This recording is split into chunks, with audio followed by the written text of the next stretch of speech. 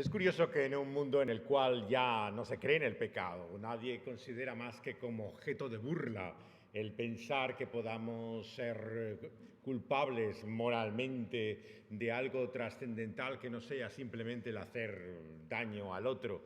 Probablemente el único mandamiento que todos consideran que podía resumirse la moralidad. Sin embargo, a pesar de ello, no hemos podido superar el sentimiento de culpa. ¿Cómo explicar esa realidad de la culpabilidad? Tenemos que tener en cuenta que una cosa son los sentimientos de culpa y otra cosa es lo que objetivamente podríamos decir que es nuestra culpa. El sentimiento de culpa depende muchas veces de nuestra personalidad, de nuestro carácter. Hay personas que nos sentimos culpables fácilmente, constantemente, y a lo mejor no hemos hecho nada en concreto y no sabemos siquiera por qué nos sentimos así. Y hay otras personas que por mucho y que evidentemente sus actos muestren su culpabilidad, parecen no sentirse culpables nunca de nada. Siempre la culpa es de los demás. Si realmente la culpa dependiera del sentimiento que tenemos de ella, vemos que podía ser algo tremendamente variable. Hay veces que uno se siente muy mal y otras veces que realmente le parece que es mejor. Pero si de eso consiste el problema del ser humano, efectivamente dependería de nuestra propia conciencia, como se suele decir, cómo nos encontramos. Pero la Biblia y la palabra de Dios, cuando nos habla de nuestro problema y situación de dificultad frente a Dios trascendentalmente, está hablando de la culpa en el sentido objetivo. De una culpa que no tiene que ver con cuánto lo sientes, si más o con menos. Dicen que incluso aquellos que han cometido aquellos actos que nos parecen más atroces, ¿no? Los que están presos, por ejemplo, en prisiones de alta seguridad porque su comportamiento violento, ¿no? y los asesinatos que han hecho son tan terribles que hasta sus propios compañeros buscan hacerles la vida imposible. Los que trabajan en estas cárceles nos dicen que muchas veces ni siquiera ellos se sienten culpables, ¿no? Cuando uno tiene que ver algo con este mundo, incluso de las prisiones, lo primero que te dicen, ¿no? Aquí no preguntes qué es lo que han hecho porque todos están aquí por error, todos están por equivocación, nadie parece que ha hecho realmente nada. Pero es fácil mirarlo así cuando se ve en contradicción con la evidencia tan claramente como es el crimen, pero no tan fácil verlo en nuestro caso personal. La mayor parte de la gente que le preguntes en la calle, ¿usted se siente culpable? No, ¿yo de qué? Si yo no robo ni mato, ¿qué mal he hecho yo? La mayor parte de la gente considera que realmente, moralmente, no se encuentra tan mal. ¿Por qué? Porque se trata de una justicia comparativa. Comparativamente con otros, siempre salimos mejores en la balanza. Probablemente sea esa nuestra pasión muchas veces por las historias de crímenes. Habéis visto la obsesiva, enfermiza pasión que hay ahora por conocer la historia de los asesinos en serie, ¿no? Y cómo hay tantos reportajes, libros, películas, series, ¿no? Intentando explicar qué es lo que mueve, ¿no? a un depredador humano como es el asesino en serie, ¿no? Probablemente una de las causas por las cuales nos agradan estas cosas es porque te sientes mejor. Cuando ves a alguien realmente que te parece que es evidentemente peor que tú, ¿no?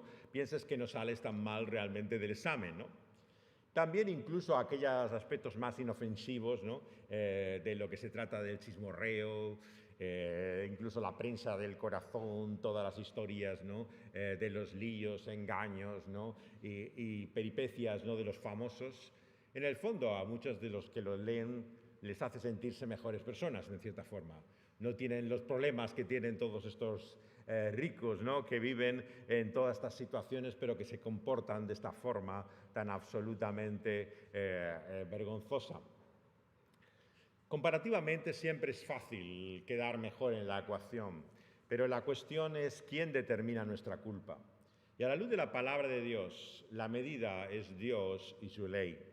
Hemos leído en el Romanos 7, el capítulo anterior, si lo hacemos, si no lo conocen, y verán que en Romanos 7 se nos dice que el propio apóstol Pablo, que era un judío estricto observador de la ley de Dios, la ley dada por Moisés en el Antiguo Testamento, descubre por ese 10º y último mandamiento su culpabilidad. ¿Por qué? Porque el último y 10º mandamiento, no codiciarás, ¿no?, es el único que no se percibe visiblemente con nuestros sentidos.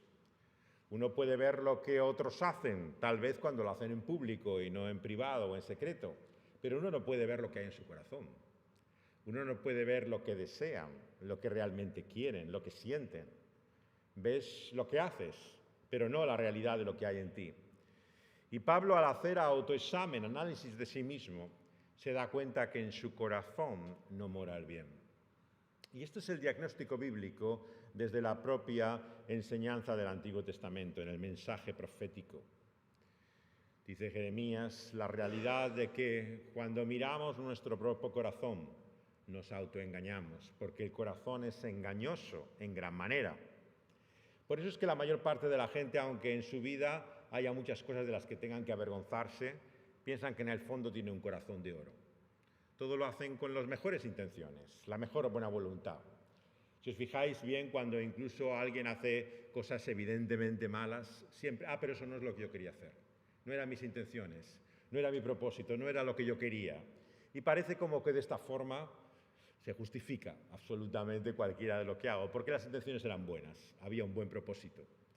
Ese fin que justifica todos los medios, el adagio que se atribuye a veces a los jesuitas, ¿no?, pero que responde tantas veces a la ley de vida, el principio, hace que finalmente racionalicemos nuestra culpa. No nos sintamos tan mal realmente como podríamos sentirnos. Cuando llegamos a conocer el Espíritu de Dios, como nos dice en este capítulo 8, y Él nos hace ver y descubrir la realidad de nuestra culpa, ¿no?, entendemos que no solamente a la luz de la ley conocemos nuestro pecado, como dice el apóstol Pablo en el capítulo anterior, es por sus mandamientos y ordenanzas, por ese 10º mandamiento que dice no desearás ni codiciarás lo malo. Él descubre que en su interior no hay el bien sino el mal.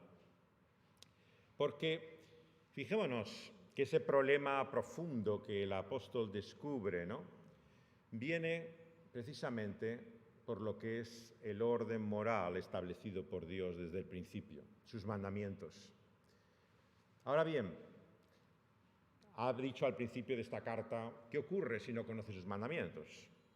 Si no eres judío, si no estás familiarizado con su ley. El apóstol ha dicho también al comienzo de esta epístola que hay una ley también escrita en los corazones de los hombres, ¿no?, por lo cual no tienen excusa. La revelación de Dios, por lo tanto, que encontramos tanto en la ley para los judíos como para el gentil y no judío, lo que le deja es sin justificación, sin excusa. Para nosotros mismos y delante de los demás siempre podemos decir, espera que te explique. Seguramente que habéis vivido esta situación vergonzosa que algunas veces experimentamos en la vida, que alguien descubre ese lado oscuro de uno mismo, ¿no? Adelante de los demás es como si su vergüenza se hiciera más evidente, ¿no? Probablemente a lo mejor estás hablando y ve la persona que se te ha cambiado el tono de la voz, ¿no?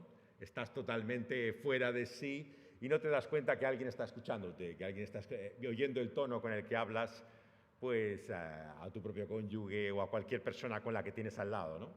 Y al girarte, al darte cuenta, la otra persona que te está escuchando, ¿no?, dices, uy, tierra trágame, porque lo que ha visto es algo muy diferente a esa cara cortés, amable, siempre correcta que quieres presentar delante de los demás, ¿no? O cuando te descubren, claro, en una situación muchísimo más vergonzosa, ¿no? ¿Qué decimos? Bueno, espera que te explique. Siempre tenemos alguna justificación o explicación para lo injustificable e inexplicable que es nuestro mal.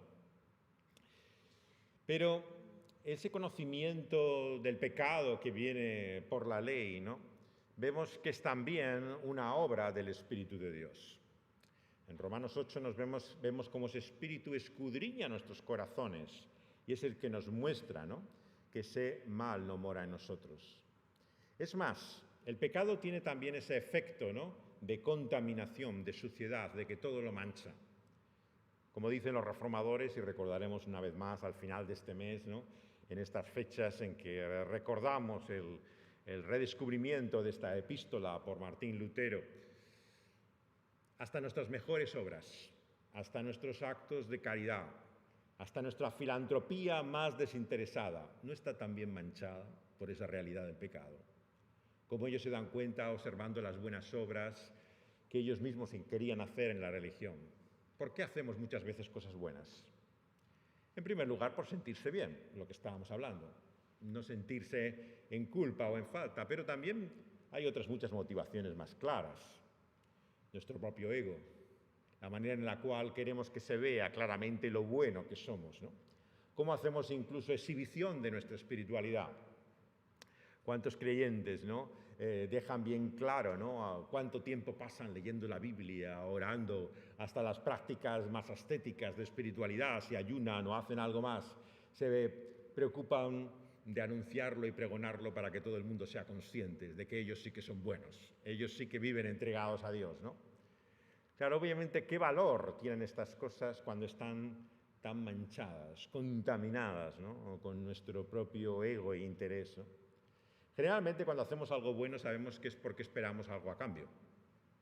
Le haces un favor a alguien y lo que realmente aguardas es que la persona lo tenga en cuenta. Está en deuda tuya. Tú has hecho algo por él y puedes acudir a él también cuando te haga falta a ti. Esa culpa objetiva que mancha todo lo que hacemos, ¿no? Nos hace también, a la luz de la palabra de Dios, culpables de la última ofensa. La ofensa definitiva. No podemos decir que sea la única por la cual responderemos ante Dios en su juicio eterno, ¿no? Pero ciertamente que es ya el insulto definitivo y último que hacemos a Dios, ¿no? Es sencillamente ignorarle, despreciarle. Cuando a Jesús le preguntan en qué se resumen esos 2 mandamientos, en qué se resumen esos 10 mandamientos, él los resume en 2, ¿no? Por lo tanto, lo que entendemos a la luz de las palabras de Jesús en Mateo, capítulo 22, es en primer lugar que la ley y los mandamientos de los que habla Jesús no son otros que los 10 mandamientos que Moisés había dado. No está hablando de otra ley, de otros principios, otra moralidad que la que encontramos ya expresada y revelada en el Antiguo Testamento. Incluso la resume en 2, como tradicionalmente el pueblo judío había entendido que había 2 tablas de la ley, ¿no? Una que abarcaba los 4 primeros mandamientos relacionados con Dios, ¿no? Y los que tenían que ver con el otro, con el que está a tu lado, con el prójimo, formaban una segunda tabla. Pero Jesús lo resume de una manera sorprendente, ¿no? Él nos dice, el primero y grande mandamiento, ¿no? Es amarás al Señor tu Dios con todo tu corazón, toda tu alma, toda tu mente, todas tus fuerzas. Convierte, por lo tanto, los nos de la ley mosaica en un gran sí, pero en una afirmación que se resume en el amor, un tema fundamental en la conclusión que vemos en este capítulo. Lo que demuestra realmente que hacemos la voluntad de Dios es el amor a Dios, en primer lugar y sobre todas las cosas. Pero ¿qué tipo de amor es eso? Claro, cuando leemos las palabras de Jesús, no podemos menos que vernos en falta, tan culpables como el apóstol Pablo se veía a la luz de la ley de Dios. Porque ¿quién ama a Dios con todo su ser? Con toda su alma, con toda su mente, con todas sus fuerzas, ¿no? ¿Quién realmente puede decir que sus pensamientos, su única intención y voluntad es agradarle a Él? Ciertamente que estamos lejos de ese amor perfecto a Dios. C.S. Lewis, el autor de Crónicas de Narnia, Las cartas del diablo a su sobrino, ¿no?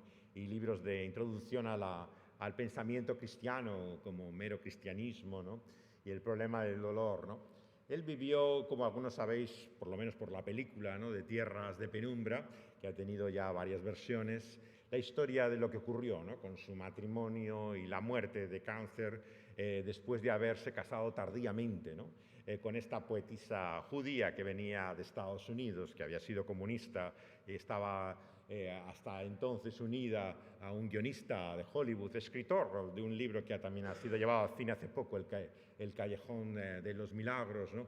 En el cual habla de la realidad de su desesperación, ¿no? Y él, Luis, se sorprende, ¿no? De encontrar el amor, ¿no? Y la fascinación por esta mujer a una edad ya cuando ya había descartado la posibilidad de que iba finalmente a casarse. Era una especie de solterón perpetuo, ¿no? Que vivía con su hermano medio alcoholizado, ¿no? En la Universidad de Oxford, simplemente ya en lo que parecía el final de sus días. Cuando aparece esta mujer, cuyo nombre casi es significativo, ¿no? Joy, gozo, alegría, y él mismo había llamado a sus memorias, ¿no? Sorprendido por la alegría, sorprendido por el gozo. Y como cuando estamos enamorados, ¿no? Vive ese arrebato, esa fascinación, ¿no? Pero a continuación viene la terrible noticia, ¿no? De la enfermedad, del cáncer, ¿no? De su esposa, ¿no? Y de su condición fatal, de que va a morir. Y él escribe un texto inicialmente anónimamente, originalmente no apareció con su propio nombre y por eso forma parte distinta del legado de sus otros libros. Está publicado generalmente por otras editoriales. En España fue publicado originalmente y todavía hoy en una traducción de una escritora de Salamanca, Carmen Martín Gaite, que su propia hija estaba enferma de muerte y entonces en el hospital, cuando estaba padeciendo ese cáncer terminal, ¿no? Tradujo el libro de Luis que se llama Una pena observada. Es uno de los libros más duros, ¿no? Realmente dolorosos de leer, ¿no? Acerca de lo que significa el dolor, ¿no? Que trae la enfermedad, ¿no? y la evidente cercanía de la muerte, ¿no? Y en ese libro, repetidamente, Luis, ¿no? Habla de cómo relaciona ese dolor con su fe, ¿no? Y él dice que lo que se da cuenta en este momento, ¿no? Es hasta qué punto, ¿no? La vida de ella, de Joy, para él era más importante que Dios mismo. Se da cuenta que su amor, en primer lugar, está por ella, por la persona que le ha descubierto esa vida nueva, y que esa fe sincera y honesta que tenía parecía que había pasado a un segundo lugar. Le importaba más, ¿no? La pervivencia de esa persona querida, ¿no? Que Dios mismo. Yo creo que la sinceridad de Luis, ¿no? Es la misma que deberíamos tener nosotros cuando reconocemos que hay cosas y personas que son por lo menos tan importantes para nosotros como Dios. Sí, Dios me importa, pero me importa mi matrimonio, mi familia, mi trabajo, mi iglesia, mi ocupación. Y claro, las dos están en continua pugna, en continuo conflicto. Y el Señor dice que no podemos servir a dos señores. O le amamos a Él con toda nuestra ser, o realmente Él no ocupa el primer lugar. Por lo tanto, el resumen de Jesús lo que nos muestra es nuestra culpa objetiva. Dios no es el primero para nosotros y requiere el valor de reconocerlo, de confesarlo delante de Dios. Por lo tanto, debemos descubrir la realidad de la idolatría también, que se anida en nuestro corazón una y otra vez. Y es uno de los propósitos de la ley de Dios y del resumen que Jesús hace de ella, el darnos cuenta cómo hay tantas cosas y personas que nos importan tanto más que Dios. Y el segundo es todavía más claro y evidente. Dice, amarás al otro, a tu prójimo, como a ti mismo. Como a ti mismo. ¿Quién ama a otro como a sí mismo? Nosotros somos nuestro tema preferido, aquello de lo que no nos cansamos de hablar, de lo que se trata siempre en nuestros pensamientos es de lo que nosotros vamos a hacer, de lo que nosotros queremos, lo que a nosotros nos gusta, lo que a nosotros nos parece, lo que nosotros opinamos, ¿no? Tenemos el ego tan absolutamente inflado e hinchado, ¿no? Que realmente, ¿quién puede decir que el otro le importa como te importas tú a ti mismo? No, somos nosotros los que ocupamos siempre el primer lugar, en todos nuestros pensamientos siempre, actitudes e intereses. El Señor Jesús, por lo tanto, le está mostrando a aquellos judíos y a nosotros que estamos lejos de cumplir la voluntad de Dios, lejos de cumplir su ley. Y por eso comienza nuestro texto diciendo, ¿quién acusará a esos escogidos de Dios? La realidad de esa acusación, como hemos visto, viene no solamente de nuestra propia conciencia, sino, como dijimos, del acusador de los hermanos.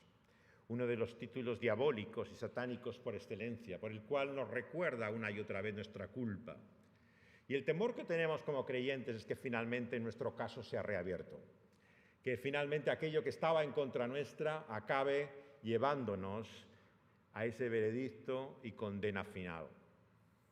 El escritor judío checo Franz Kafka escribió un libro que ha tenido mucha importancia a lo largo del siglo pasado, El proceso, una obra incompleta, en la cual habla de este personaje que se ve metido en la burocracia, ¿no? En la cual le culpan de algo que ni siquiera sabe qué es, ¿no? Pero él, a medida que está metido en ese proceso, acaba convencido también de su culpabilidad y acaba una y otra vez hablando con los burócratas, ¿no? Funcionarios de este sistema de justicia que le ha detenido, ¿no? Y que le lleva ante las autoridades, ¿no? Y le dice uno de sus funcionarios, no se equivoque, aunque quede absuelto, luego su caso puede reabrirse en cualquier momento. Basta una autoridad de lo alto para que se vuelva a abrir. Su absolución es siempre condicional y absolutamente temporal. En cualquier momento esa su culpa va a poder ser llevada en contra suya. Claro, la tortura y el terror de Kafka es el de nuestra propia mente y conciencia. El de que finalmente todo aquello que hemos hecho, todo aquello que hemos dicho y pensado en contra de esa ley se vuelva precisamente contra nosotros. Y finalmente no podamos ser libres de esa su condena. ¿Quién nos librará de esa acusación? Dios. Dios es el que justifica. Maravilloso descubrimiento de Martín Lutero, ¿no? De esa justificación por la fe. Nunca tenemos que olvidar que es en Cristo y por Cristo Jesús. No somos justificados por la fe en la fe, sino por lo que Cristo ha hecho por nosotros. Porque ¿quién nos condenará? Si Cristo es el que ha muerto, más aún el que también ha resucitado, el que está a la diestra de Dios e intercede por nosotros. Lo que está diciéndonos el apóstol al acabar este capítulo 8 es que Cristo es literalmente nuestro abogado. Esa intercesión, si os fijáis bien, no es por misericordia. Para eso no necesitas un abogado. Tú no contratas los servicios de un bufete jurídico para que pida misericordia al juez, sino para que te busque tu absolución, que demuestre tu inocencia. Por lo tanto, la intercesión de la que aquí se está hablando no es el ruego por la gracia y el favor inmerecido que Dios tiene por nosotros. Esa elección por la que somos escogidos, decíamos esta mañana, es por su solo amor incondicional. Es su gracia y su misericordia la que nos elige y escoge.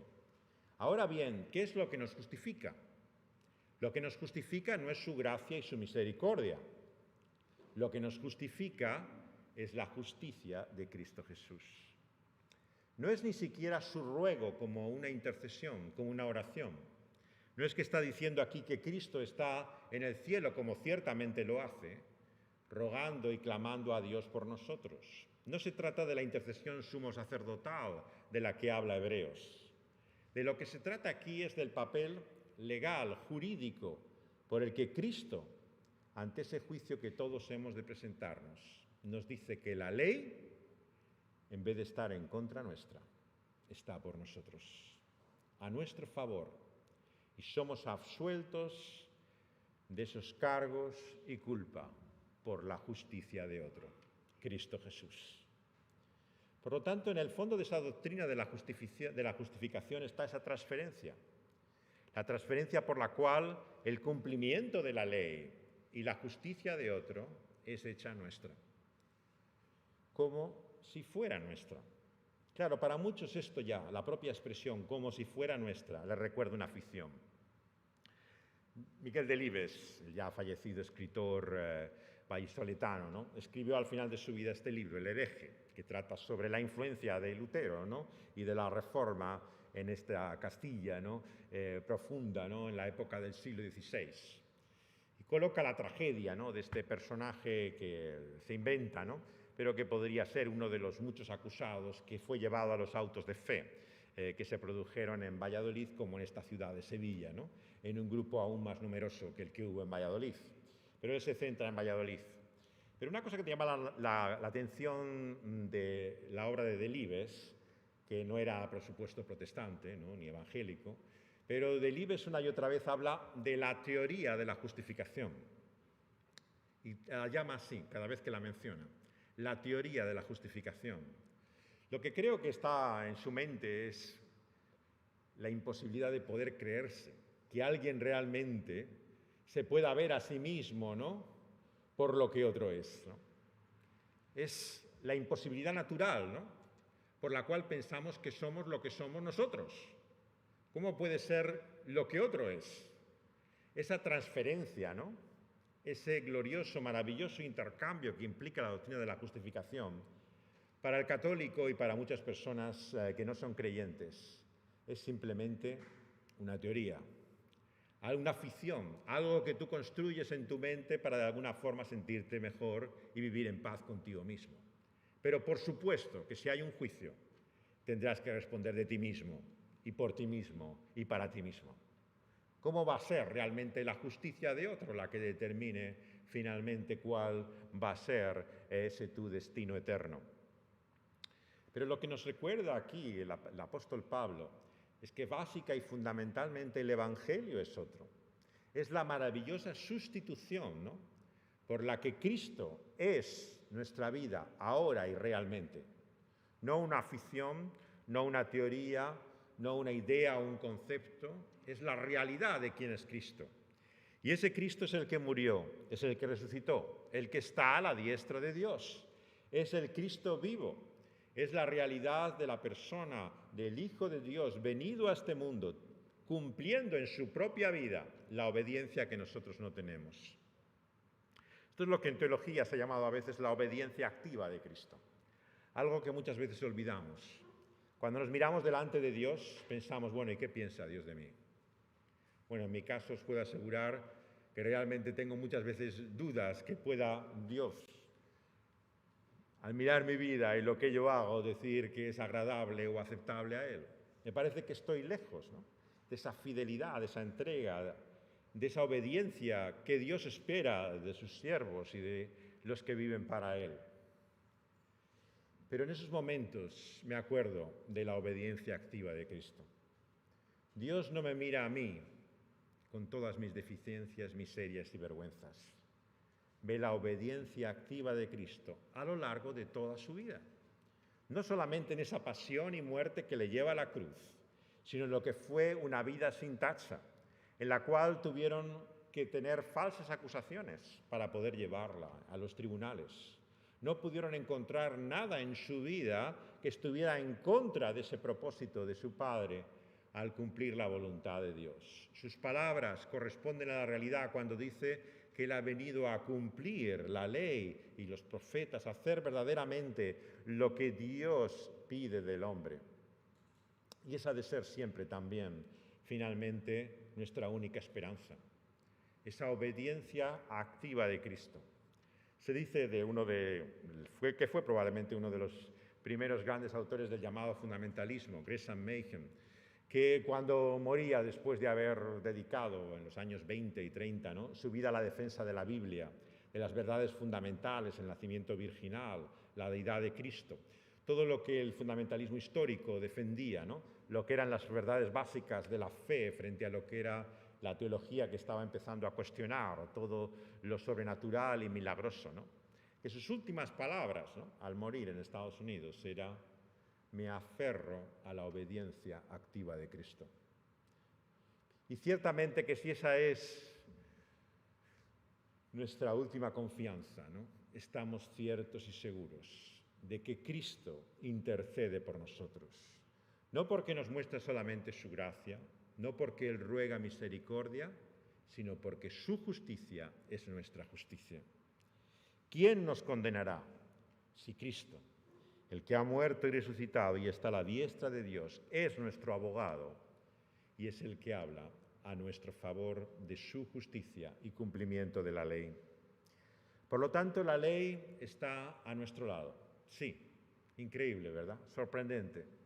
Pero finalmente, cuando nos veamos delante de ese su augusto tribunal, aunque seamos conscientes de nuestra culpa y de lo lejos que estamos de haber hecho esa voluntad perfecta de Dios, tenemos la seguridad de que la justicia de Dios se cumple para nosotros en Cristo Jesús. Y Él, como decíamos esta mañana desde el principio, ha puesto su mirada de amor y de gracia en nosotros. Nos ha elegido y predestinado, nos ha llamado, nos ha justificado y glorificará también un día. Porque en Cristo Jesús ha hecho todo lo que hacía falta. para nosotros. Por lo tanto, en la segunda parte de nuestro texto dice, ¿quién entonces nos va a separar de esa realidad, del amor que hay detrás de toda esta obra de Cristo Jesús? La tribulación, la angustia, la persecución, el hambre, la desnudez, el peligro, la espada. En cierta forma es como si estuviera Pablo haciendo un listado de todas sus tribulaciones.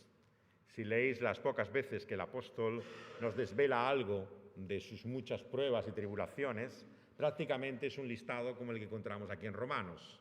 Él padeció todas y cada una de las cosas que aquí encontramos.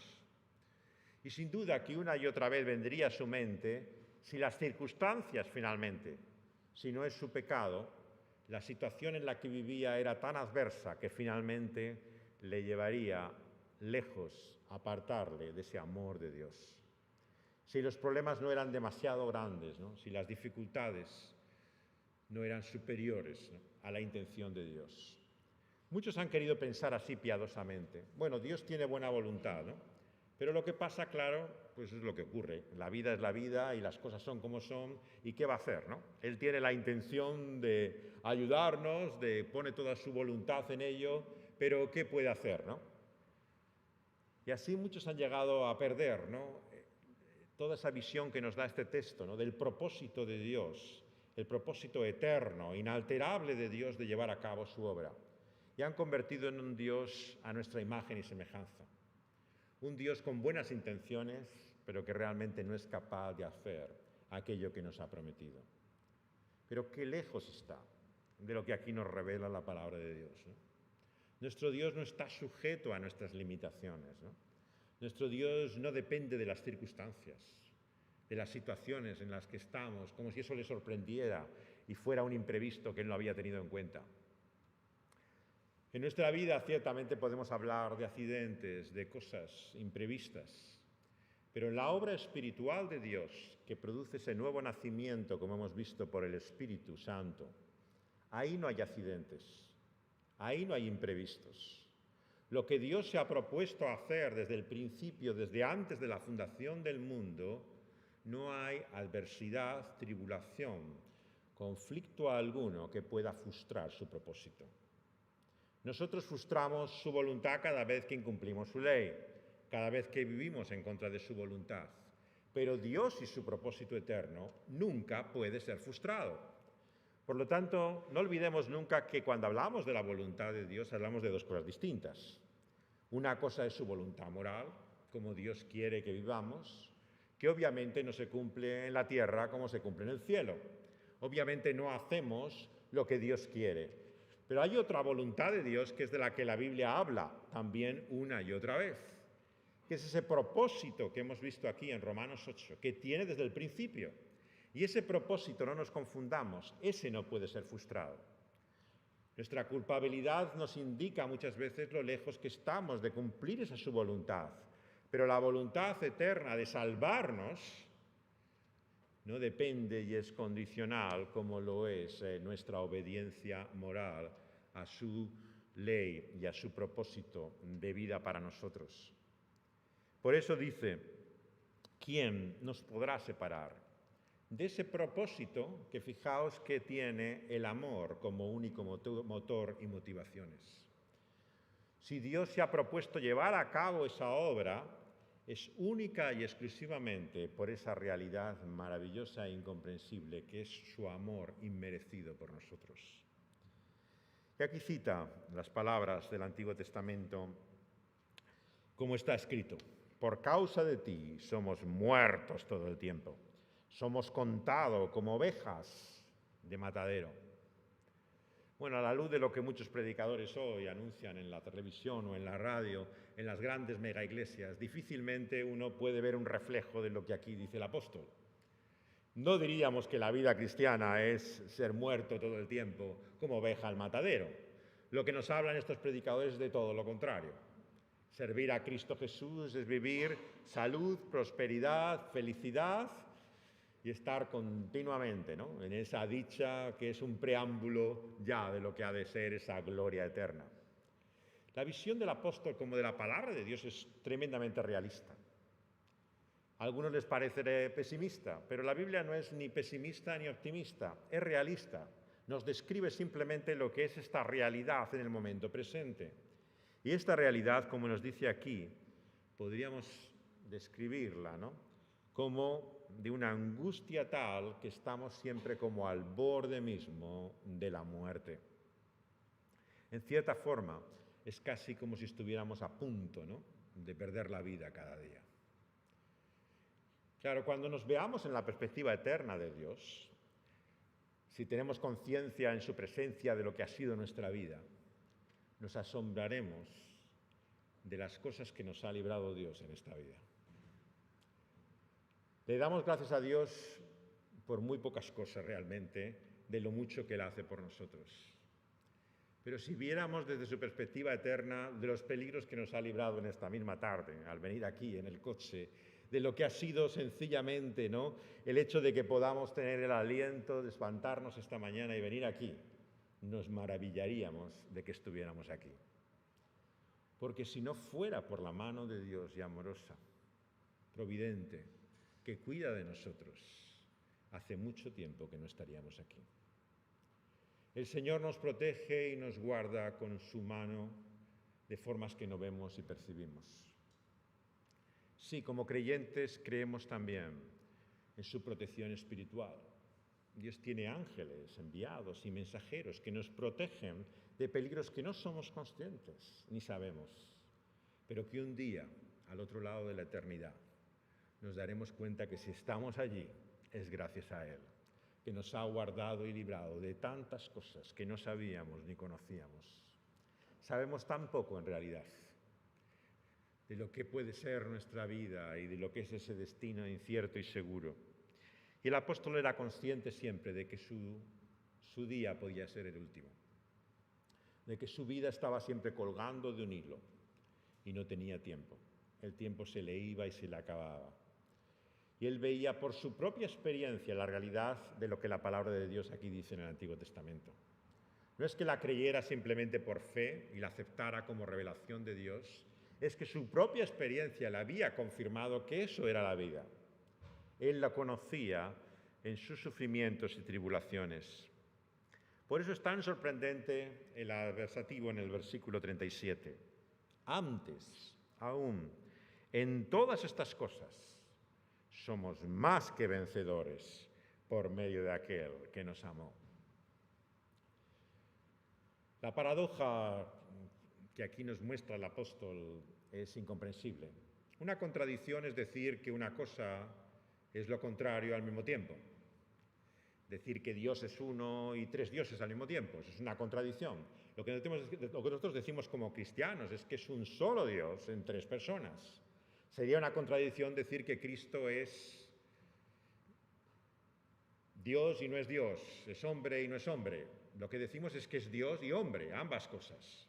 Y eso es una paradoja, no una contradicción. Son dos realidades que no podemos mentalmente, racionalmente, porque no conocemos a ningún otro hombre Dios, ni conocemos a ningún otro Dios en tres personas, no podemos entender y comprender con nuestra mente. Igual que su propósito de salvación. En un sentido podríamos decir que ambas cosas son ciertas. Él, su voluntad soberana, su eterno consejo en la elección y predestinación desde el principio se cumple hasta el final.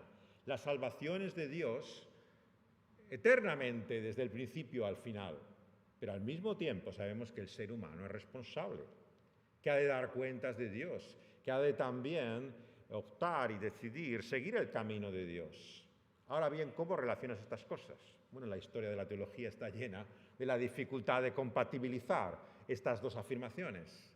Pero claro, cada texto de la Biblia te realza una de ellas y la tentación es borrar la otra. Queremos enfatizar eso, sí, dice eso, pero, y sacas otros versículos que dicen lo contrario, ¿no? Pero la realidad es que debemos entender, como se decía esta mañana, que la mente de Dios no es nuestra mente, ni sus caminos nuestros caminos, ¿no? Y es por eso que no comprendemos, no entendemos realmente lo que es Dios y su voluntad como quisiéramos y desearíamos. Primero porque el pecado está en nuestra mente. Quien se enorgullece de tener la sana doctrina, Muchas veces olvida que todos tenemos errores en nuestro esquema doctrinal. El problema es que no sabemos cuáles son. Claro, si no, a lo mejor, tal vez, quizás, los habríamos cambiado. Pero, desde luego, nadie tiene la doctrina perfecta. Nadie tiene el conocimiento de Dios y de su propósito. Porque el pecado ha afectado también nuestra mente, nuestro conocimiento, ¿no? Entonces, lo que la palabra de Dios nos muestra es que hay una paradoja misma en nuestra experiencia de la fe, por la cual todas estas tribulaciones, angustias y dificultades, así como nuestra propia culpa, lejos de actuar en contra, ¿no?, de ese propósito victorioso, triunfador del amor de Dios por nuestra salvación, nos dice que en estas cosas, sin embargo, ¿no?, se muestra la victoria, el triunfo, ¿no?, siendo más que vencedores, ¿no?, por medio de aquel que nos ha amado. Cristo es la solución a todas nuestras aparentes contradicciones. Él es el que resuelve la paradoja. Como hemos visto, en primer lugar, de la justicia y la misericordia. En la cruz se han besado. En la vida de Cristo se han aunado y conciliado lo que para nuestra mente es imposible de relacionar. O vivimos por la justicia o vivimos por la misericordia, pero ¿cómo vives por las dos cosas juntas? Pero en Cristo Jesús tenemos la justicia y la misericordia de Dios. Es por eso que es por medio de aquel que nos ha amado, que incluso en estas circunstancias adversas de tribulación y dificultad, se cumple el triunfo y la victoria de Dios en su amor. ¿Cómo vemos esto? Sin duda, como el apóstol dice una y otra vez, en su cruz. Su cruz es el acto, la manifestación de la victoria y el triunfo de Dios, en primer lugar, sobre el maligno mismo. Aquel que entrando en el Edén como la serpiente antigua puso la semilla de duda e incredulidad en aquel primer hombre y aquella primera mujer. Y le dijo el Señor a ellos que ciertamente vendría de su simiente, de su descendencia, el que aplastaría la cabeza de Satanás. Pero si bien la ha aplastado con ese golpe mortal, esa serpiente todavía da coletazos. Se mueve en una agonía que todavía no ha llegado. Nos puede parecer larga, demasiado, debería haber expirado ya, pero la realidad es que el maligno todavía está vivo. Pero el golpe que ha recibido es mortal. Tiene sus días contados. No hay ninguna posibilidad para supervivencia. Será arrojado al lago de fuego y al infierno, él y todos sus demonios. La victoria de Cristo es real, es completa. En cierto sentido vemos que Satanás ha sido ya claramente vencido y no es un enemigo para nosotros que pueda traer nuestra perdición. Así ocurre con el pecado, como acaba de decir a lo largo de todo el capítulo anterior, y también nos recuerda en este. En nuestra carne sigue actuando esa realidad del pecado que mora en mí. Sin embargo, el espíritu de vida, ¿no?, obra en nosotros al mismo tiempo, ¿no?, y produce ese cambio y transformación. En esa tensión también nos dice que finalmente el mundo mismo es vencido por su cruz. No temáis, nos dice el Señor Jesucristo, yo he vencido al mundo. Él os odiará, os rechazará, buscará vuestra muerte y os perseguirá, pero no tengáis miedo, porque el mundo ya ha sido vencido por Cristo Jesús y su victoria en esa cruz. Por lo tanto, el mensaje cristiano es un mensaje triunfal, no triunfalista en el sentido superficial, absolutamente vacío que muchas veces se presenta, sino en el sentido real que nos muestra la enseñanza apostólica. Es un mensaje de victoria. Si el cristianismo que comunicamos a la gente es un cristianismo de temor, de inseguridad, de duda, realmente no es el que la enseñanza apostólica nos da. El mensaje apostólico es que Cristo ha vencido todo lo que hay en contra nuestra, como nos dicen las últimas palabras que consideramos ahora. El apóstol está seguro. En esta vida hay pocas cosas de las que estamos seguros, algunos más que otros, ¿no?, que somos inseguros por naturaleza, nunca estamos totalmente convencidos, confiados de que realmente estemos haciendo lo correcto, pero de algo que debemos estar ciertos y seguros, sea cual sea nuestro carácter. Por mucha que sea nuestra inseguridad, nuestras dudas y vacilación, hay algo que debemos saber. Y eso es lo que quiere el apóstol y su palabra, que salgamos de aquí con esa certeza y confianza plena, completa. Y lo que el apóstol está seguro no es de sí mismo. De eso haces bien en dudar. Yo dudo cada día de mí mismo. Y desde luego que no nos lleva a ningún bien ni seguridad el mirarse a uno mismo. La completa introspección, el completo autoexamen continuamente para buscar dónde estás. De lo que debemos estar seguros no es de nosotros mismos, sino lo que debemos estar seguros es que ni la muerte ni la vida, ni ángeles, ni principados, ni potestades, ni lo presente, ni lo que ha de venir, ni lo alto, ni lo profundo, ninguna cosa creada nos podrá separar de ese amor de Dios que es en Cristo Jesús, Señor nuestro. Por lo tanto, en esta culminación de la revelación de Dios, que es en cierto sentido este capítulo 8 de Romanos, ¿no?, quiere que a lo largo de nuestra vida nos llevemos por lo menos una certeza y seguridad. Hay pocas cosas que podemos decir que estamos convencidos en esta vida, pero de lo único que tienes que estar convencido es que ese amor de Dios en Cristo Jesús finalmente ganará y vencerá sobre todos los enemigos y males que ahora te acosan.